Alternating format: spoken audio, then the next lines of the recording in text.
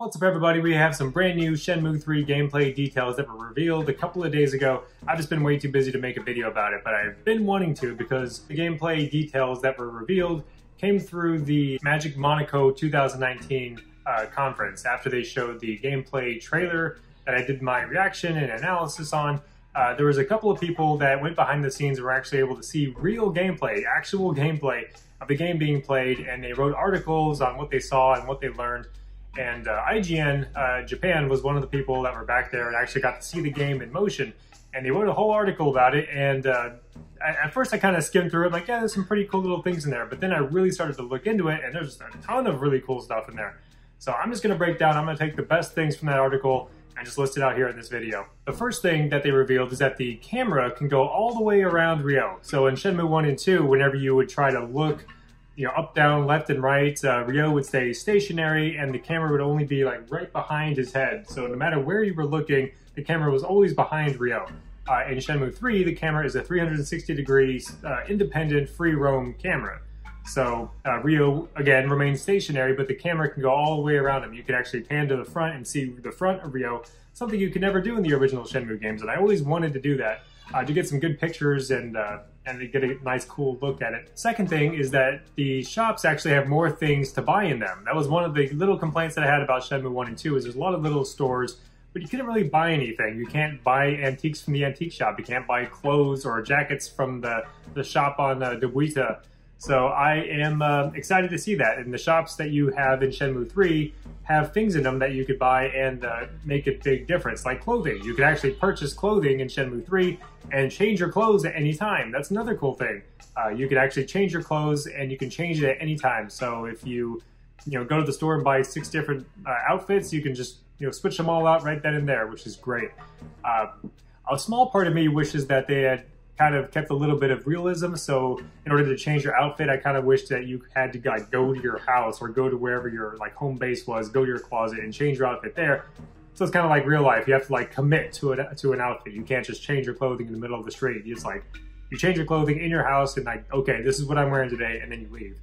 So I kind of wish they did that with Shenmue 3, but that's all right. The exploration aspect has returned, so you can open up independent drawers and cabinets and explore all the individual items in those cabinets. So that's cool. It's a nice little touch to the Shenmue world that few open world games really have.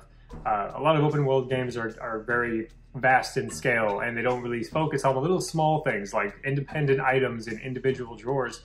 So that's cool. I'm glad that Shenmue 3 is bringing that back because it really makes discovering things really that more awesome. Another cool thing is that most of the music in Shenmue 3 is either reused from Shenmue 1 and 2 or unused music that was composed for Shenmue 1 and 2. So that's actually pretty cool. I actually like that.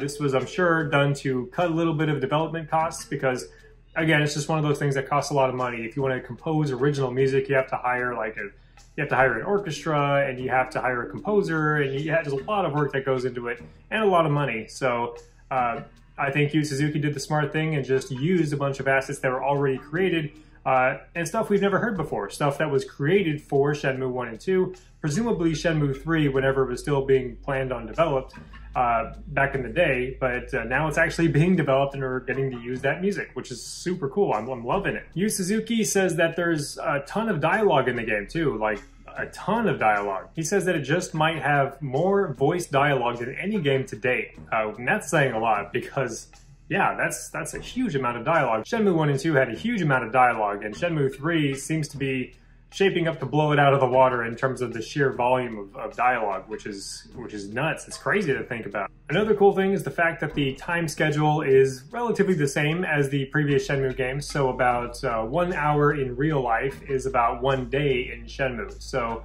the same duration of the days is the same across the board. Shenmue 1, 2, and 3 should all feel the same in terms of the length of the days.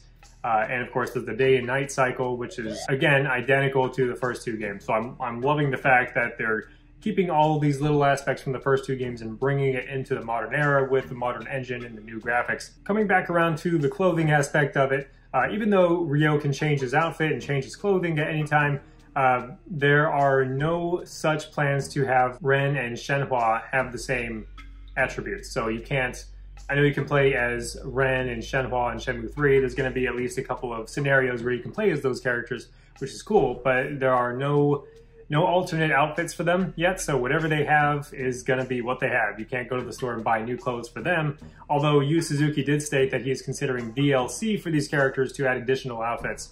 Let me know what you guys think about that. I like DLC. You know, I'm all about DLC as long as it's cosmetic and it doesn't affect the gameplay or require to progress or affects the story in any major way.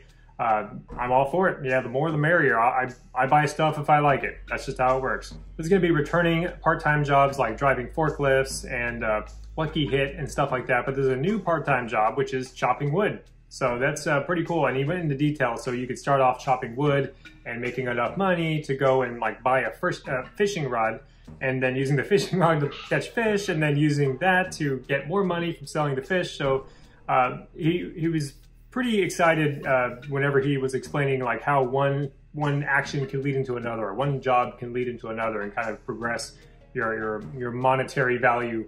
So that's really cool. I like the fact that he's put a lot more thought into just the meta game, so to speak, because Shenmue, there's a lot going on in it, and it's cool that he's focused a lot on these other little side aspects of the game. Of course, there's going to be mini games, because Shenmue wouldn't be complete without mini games, and of course, there was the duck racing mini game in Shenmue 2. It was kind of hidden.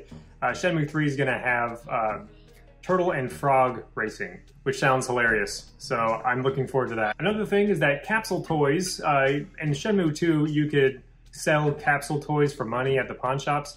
In Shenmue 3, you can do that, but you can also trade capsule toys for items. So it's just a straight up trade. I give you this capsule toy, you give me that badass scroll on how to like do a kick-ass martial art move. Seems like a fair trade. Another thing that they revealed was that you have a dojo that you can go to. Presumably that drunken master guy from the trailer they showed last week is the master of the dojo.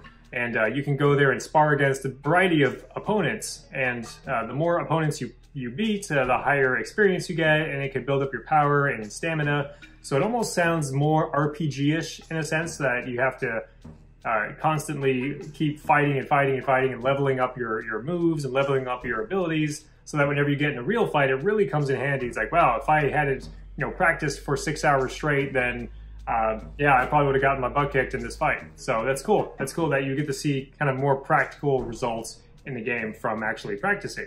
That was one thing that I think that Shenmue 1 tried to do, but it wasn't super successful. Like, I never practiced in Shenmue 1. I just played through the game as quickly as possible. I just neglected my moves and just made through. I got through that like 100-man fight and had no problems at all. I just knocked him out, just kind of ran around and did kicks and ran away when my health was low, and then wait for it to come back and then fight him some more. So it's cool that Shenmue 3 is putting a lot more emphasis on practicing, and that if you do that, your fights are going to go a lot better. So that sounds awesome. I'm all for it. Speaking of fighting, when you do a lot of fighting, it drains your stamina. And if your stamina is really low, Ryo gets weak. If he gets really weak, he can't run. So that's new. You couldn't, I mean, that wasn't a thing in Shenmue 1 and 2. You could just run for days. Doesn't matter. Just run throughout all of Hong Kong for an entire day straight, not stopping. So that's different with Shenmue 3. It's like they're trying to add a degree of realism into it without making it like so realistic to where it's like too mundane.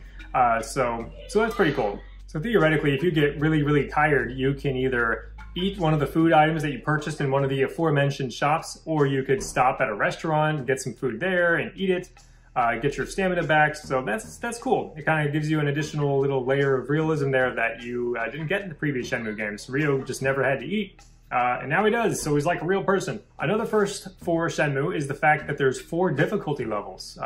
Yu Suzuki didn't go into a whole lot of detail about what the differences are between the difficulty levels. Obviously, the battles are going to be one of the things. So if you put it on an easy difficulty, your opponents are probably going to be a lot easier, and the harder ones will be a lot harder. So pretty straightforward, but he didn't mention what else kind of effects it would have, like what other gameplay elements would be affected by the difficulty. So he did say that if you're a Shenmue veteran, you still want to kind of start in the middle. If you just jump straight to the hardest difficulty, he doesn't think it's a good idea. So we'll see about that. I'm sure there's gonna be people out there that will do it because they're just like, I'm gonna do it. And one last thing that they mentioned in this article that puts a lot of people at ease is the fact that there's not going to be a lot of supernatural elements in Shenmue 3. At the end of Shenmue 2, you see like floating swords and magic and just like all this crazy stuff, like what is going on? And then it's over. And then we're sitting here for almost 2 decades waiting to continue the story. But luckily, Shenmue 3 will be more focused in reality in terms of like realistic things. Like you're not going to see fireballs or Hadoukens or like hurricane kicks or anything like that. It's just going to be, you know, realistic martial art moves and a realistic story in terms of, you know, oh, this guy, he killed my father and I got to go find him and I got to eat food before I get tired and I got to practice. So they're going to keep a lot of the realism, so to speak. I mean, it's not exactly 100% realistic, of course, but it's close enough, and it gets the job done. It gets the point across. So that's about it. Shenmue 3 is not going to be a supernatural action-adventure game. It's going to stay based in reality, and it's just going to continue the story that we left off all those years ago. And so that was it. That's all the gameplay details they revealed about Shenmue 3, and there's one more thing I wanted to mention, just because it's not specifically related to this, but it is related to Shenmue in general. There was an article on Shenmue 500K where the author of the article was calling for Shenmue 3 to be delayed so they could fix the mouth movements in relation to the voices. So he's referring to the trailer that we got from MAGIC Monaco in 2019, and I can understand why he would say that, but there's practical reasons why that shouldn't be done, and I'm going to explain those reasons now. So, and I explained in my reaction video that people shouldn't be expecting Shenmue 3 to look like Gears 5 or Uncharted 4. It's not a AAA title being made by a super high-end studio. This is like a small group of guys on a super limited budget. Like they don't have a bottomless pocketbook that they can just reach into and just blank checks written to them. It's not how this is working. Yu Suzuki is on a very, very, very tight budget, and $7 million being raised from fans is great.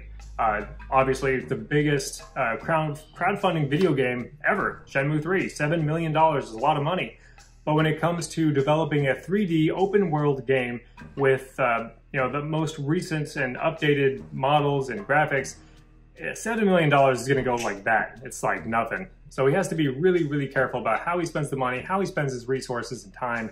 So at the end of the day, would you rather have, you know, relatively stiff mouth movements whenever they talk, which is what they had in Shenmue 1 and 2, or would you rather have like 200 extra NPCs in the villages? Like, it seems like a no-brainer. I would rather have the NPCs. So, personally speaking, I think Yu Suzuki's making all the right decisions. Plus, you can't just keep delaying the game over and over and over again to try to make improvements, because eventually you're going to run out of money, and you're going to have to release something to try to get some of your money back. So you have to make sacrifices. That's just the way it is. If you're making a movie, making a game, making anything, you have to make sacrifices somewhere. You can have a vision that's so epic and grand, but you can't just have it all the time. So maybe Shenmue 4 and 5 will have it all. We'll have the motion captured facial animations and the super high-end Hollywood style production of Shenmue 4 and 5. But that's only possible if Shenmue 3 is a blockbuster, if it sells really well, and then Sega gets involved, like, you know what, we're going to finish this. We started this thing, we're going to finish it. So we got to show Sega that we want it. And I think the game is going to be really great when it comes out. Anyways, thank you very much for watching. That's all I got. I was kind of rambling on there at the end, but please subscribe if you are a Shenmue fan like myself, or if you like Trials Rising. Those are like my 2 games right now. So yeah, I'll see you in the next video. Have an awesome day.